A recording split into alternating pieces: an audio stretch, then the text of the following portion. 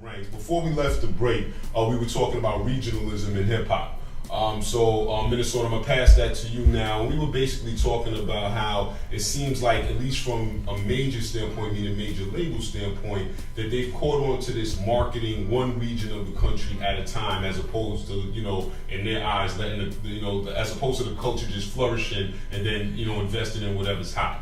But it seemed like you had an interesting opinion on that, so I wanted to air that out. Well, the regionalism, I think that started with the record labels. Like you take, for instance, when Nirvana or rock group popped out of Seattle, Washington, if I'm correct, the record labels ran to Seattle, Washington to get more talent.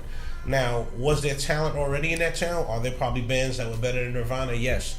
But that's how the record labels think. That's how they function. Like if you look at New Orleans, first there was Master P before there was the Hot Boys. Right. So if Master P had the pop, we probably wouldn't have had no hot nothing. Right. You know what I mean? Right.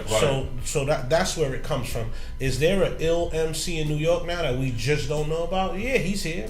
Is there someone better than him in Memphis, Tennessee? Yeah, he's there. Yeah. But it's just all about what are the sponsors going to converge on these places and take the time to go find that motherfucker. Right, and it's true. And you brought up the Nirvana example. We'll throw in on a hip hop level. It's well known in the industry about the whole Nelly experiment, if you want to say that. Mm-hmm. Nelly was a cat that basically recorded his music in the basement, like a lot of cats were doing at the time, but resulted in over 2 million, 2 million units in sales. Right. So now you have a major label, in that case Universal, that looks at this model, if we could say that, looks at this way of doing business like, what?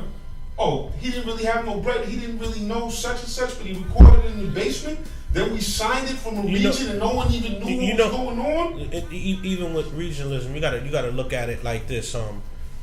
The way that the system thinks is, damn, if this kid can sell 6,000 records on his own and get radio play in his town, I put him in my system, we'll get 600,000. Right.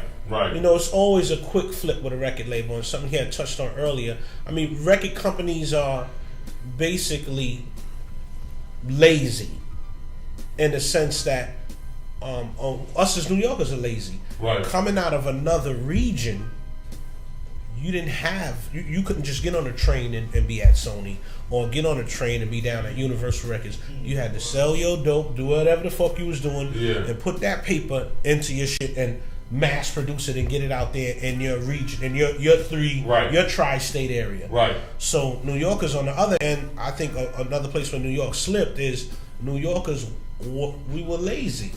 You could just take a cab ride, jump in your car on the West Side Highway. You're down at Sony in 10 minutes on the West Side Highway if it's no traffic. Right. You know what I mean? And so I'll add to that, because I'm going to add something to that before you leave that point. Now, very true, but I'm going to just bring up an era before that when we weren't doing that. Because when you look at when I was growing up, and I'll assume we're all in about the same age group, when I was growing up, there was no going to Sony. Right. You had to take, when we're listening to some of the stuff we're listening to back in the day, these were almost cassette recordings that were taken to a manufacturing place with some of that money off the block, or whatever money you could borrow from your grandmother, or whatever money you could borrow from your moms, and get that 20 copies pressed up. We did that. Right. But this, for us, that was in the late 70, early 80 time frame, before the spotlight was on the whole genre and on the whole culture. But we went through that. The problem where it gets a little crazy for us during our time was, it wasn't a lot of hip hop out there. And when you put out that first 10 to 20 copies,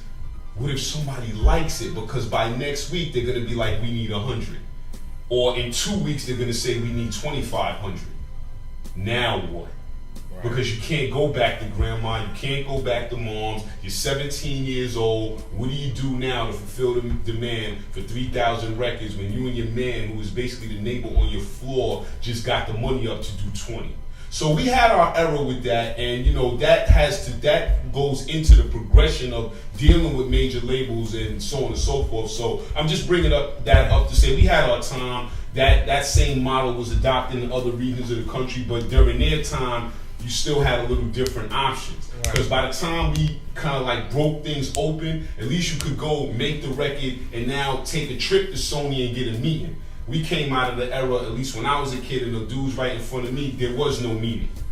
There was no meeting. You're not getting no meeting. No one ever had a major record deal on a major label before Curtis Blow and Mercury, before the Fearless Four and Elektra. So back in those days, there was no label to go to. No one's even taking them in. So it's still progression. Shout out to everybody that that's entrepreneurs out there. That Russell kind of Simmons, he caught that wave. Exactly. He was one of the people that made it out of that wave. Exactly. Def American, Def Jam. I remember. Exactly. The pressings when Def Jam was, I think it was in a little before they had an office. Yeah. So it's serious business with that. But having said that, man, we'll keep pushing on. You know what I mean? And there's another topic I wanted to bring up, especially as we're talking about music coming out of the South. One of our generals in hip hop, Bun B from UGK, was recently on CNN airing it out on the topic, and the topic was admitting rap lyrics into court to use as, I guess, evidence to put people away.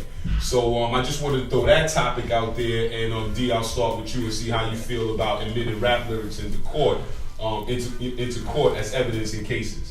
I think that is they say anything that you say shall will be used against you. Mm-hmm. I think that's a real thing. In Puerto Rico, in the beginning of the reggaeton stuff that was coming out of Puerto Rico, there was an artist. He was a Spanish hip hop artist, and his name was Tempo. Okay. In Puerto Rico, he just did 13 years, and his whole federal case was based upon his lyrics. Wow. So they've been doing this. They just letting you know that we're going to do it to you, just like we're going to get on your Instagram and we're going to use the pictures that you put up, just like we're going to use the videos that you're going to put up. Right. Just like you made your own Facebook page, you're going to make your own bed. And I'm going to make sure you lay in it. So it's very clear that if you don't know that anything that you say will be used against you is real, it don't matter when you said it.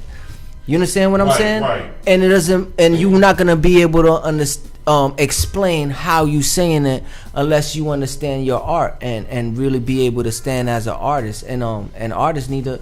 Real true artists been rebelling against the system for a long time. True. So especially me and what I do, Kenny, and you being somebody that's familiar with what I do, they are gonna use everything that I say against me to say that I'm anti whatever they're gonna say that I am. Only because that I'm about the liberation and the progression of black and brown people here. You know what I'm saying? And in respect to government, because I understand what government is, but it's true government under a true, leadership of the people. You know what I'm saying? So there's still going to be some type of government, but it's just not the way we're living and how it's going on. So that's a wider thing. But as far as hip hop, best believe that if you say somehow you bust your gun and then you involved in a gun case, they definitely gonna say, yo, man, and this record, you said that you bust your gun because the officer that is that's handling the case or whoever that is, he understands hip hop culture. This is 30, 40 years now. He understands. He's like, he's gonna tell you, I grew up on that block. I know this dude and I know that dude. Right. I don't even know what they about. Right. So we're gonna use this and we're gonna burn you. And that's how they thinking. So all the young brothers out there that think that that you could put up a picture on Facebook, because it's more than just the lyrics. It's like, yo, these kids is putting up, they doing a little petty larceny crime, they putting it up and they getting popped for it. Great. And these detectives is acting like they discovering hot water. But all they doing is got these kids just telling on themselves. It's crazy, and you hit it on the head with that. But I'll pass it to you and see what you want to say about that, about the admitting hip hop lyrics into court to put people away. It's coming to the mainstream now, but like you said, they've been doing it. Right. There's been cases out of upstate New York where 30-man blood teams have been indicted and they use their lyrics, and they enter the lyrics. I think they call it mind state as court evidence. But overall, to me, it seems like we have a Jay-Z. We don't want too many more of them. And it's also about, yo, nigga, don't get out of line. We live in a society where they're enforcing jaywalking, and it's really saying, yo, nigga, walk straight, don't cut across the street. Crazy. So just the way I look at it is they're really trying to create a obedient men out there. Right. Be obedient, nigga, don't get out of line. Even if it's in your lyrics, everything. Sometimes I look at things in stages, and the next stage we're going to is very emasculate, very effeminate men, very effeminate rappers, and that's a part of it. Like, oh no, don't say that. You got to be ready to say anything that you fucking want. Right. and you got to stick by that. That got to be your gun, you know. Right. I mean, you know, bad enough the lyrics are about killing our own people and shit like that, but at the same time, are you going to live your life as an obedient black man? Right. You know what I mean? Right, So that's right. what it means to me when they're going to get on CNN. They put it in the mainstream now and say, yo, they're going to put Pun B. You know, this is gangster rap. He's from a gangster place. He comes from the soil, the mud, the dirt. Right. And he's going to, you know, I don't know how he spoke on it, but I'm pretty sure that the brother might have put a be careful out there to the rest of the brothers. But, you know, it's like, yo, tippy toe. Don't walk, black man. Right. You know, right. watch what the fuck you say, because what happened to entertainment? Like, why? Well, it just can't be entertainment. Well, I mean, it can be entertainment. I mean, we know a lot of it is entertainment. There's a lot of frauds out there. Right. You know, some of the richest rappers are frauds. You know. Yeah, I think it's highly entertaining. But I think that people that don't know what's going on is dangerous, you know? Yeah. A lot of the young people don't understand, you know, the content and the vibration of that music and where it could take them. It's true. And it should be, you know, as much as... I remember when Pac was like, fuck censoring our shit. But at the end of the day, now that we grow more wiser, it's like certain shit ain't for everybody. You know, certain things ain't for everybody, you know? My daughter's not going to listen to that stuff, you know? I know about One Direction. I know about Justin Bieber. I know about Miley Cyrus album. I got the new Britney Spears album. Right. And it's not because I'm on that shit. It's just because, you know, I even censor the certain subjects on that because it gets crazy. But I know that I'd rather my daughter listen to that and be able to say, yo, I don't listen to that. That's the vibration is just not for me. Right. You know what I'm saying? Right, and it's true. I like to let my daughter listen to reggae, like a lot of Bob, just feel good vibration where they could be like, yo, this is... I don't really might not understand with the content of what they're saying, but I know it feel good. It's true. And you know, certain music do that. You know it's what I'm saying? True. I mean, we'll go as far as we want to go, but you know, when you talk about vibe and vibration, that's the part of the music for us that we experience maybe differently than somebody else. Mm-hmm. You know, as melanated people, we deal with frequency in a different way than other people on the planet, and that's just what it is. So like you said, you know, and I'll say two things with this piece of the conversation. Like you said, you know, let's listen to something, you know, that give us a good vibe. And, you know, sometimes life ain't always good, but the music reflects that, but we can deal with it as, you know, vibration. You know, the more, you know, and that's fine. Good, bad, because that's how you feel as a person. Let me say it like that. Now, the more sinister part comes in when a person can manipulate that vibration to have the listener feel a certain way intentionally. Yeah, and that's what's going on. You understand what I'm saying? To make a person feel, a young girl who's 11 to 12 years old, feel hypersexual because of the frequency in the music. Mm-hmm. You know, a young person, a young boy who's first getting into puberty and past it now feels hyper aggressive from listening to this music. And then where does that lead them? Yeah. Now I don't know, so to say, if these dudes is doing it intentionally, they naive at what they're doing. You know what I'm saying? And then when people hold them accountable for the word, it goes back to what Minnesota said about being a masculine, like. These dudes say all this dumb shit, whatever, we entertained by it, but when somebody holds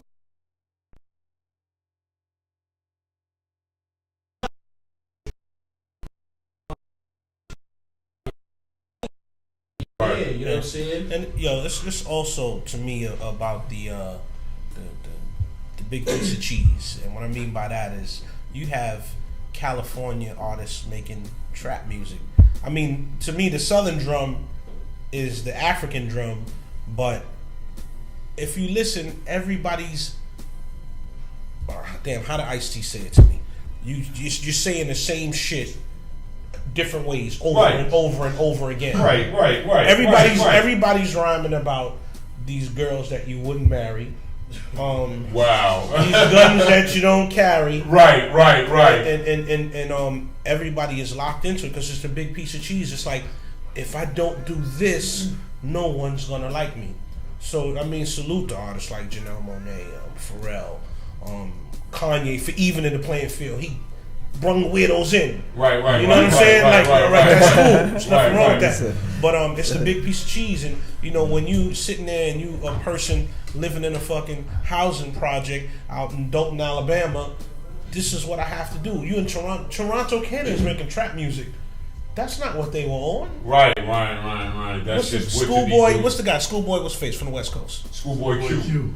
Trap. That's the beat. Wow. You know what I mean? I like them. Shout out to TD and Schoolboy Q. I like them too, man. Yeah. But to your point, everybody's doing the same thing because it's like, so I have to talk about this shit. You know, so everybody's talking about it, but I guess they're gonna start checking into anybody and nobody. Come on, take a stand out there, yo. Come on, man. Take a stand out there, yo. But I guess we say how much of it is, you know, playing both sides of the fence or trying to be more cooperative in a situation, and you know, this is what they're coming up to hear. I says, you know, because like I said, we're still getting good music. But along with that, I guess they're giving the radio and they're giving the record label what they want at the same time. Is that what's going on? Because like artists like Schoolboy Q would be like, since you brought him up, because I happen to listen to his music, you listen to some of it, and some of it is what you expect.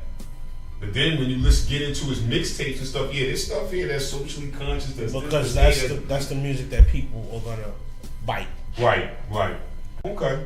All right, so we about to wrap up this segment real quick. Yo, what video are we going to this time? It ain't fair. Okay, so we got a DivineRBG joint lined up. I directed it. I wrote the treatment for it. I got with some poets, local poets, welfare poets, and a brother named Chilo. It's his Chilo's record, and it's basically, you know, it's just, it ain't fair. Some youth, you know, Ramarley Graham type of thing. You know. There it is. All right, leave us a comment. Let us know what you feel about it, man. It ain't fair. Live Hip Hop Daily, 101 with the coach.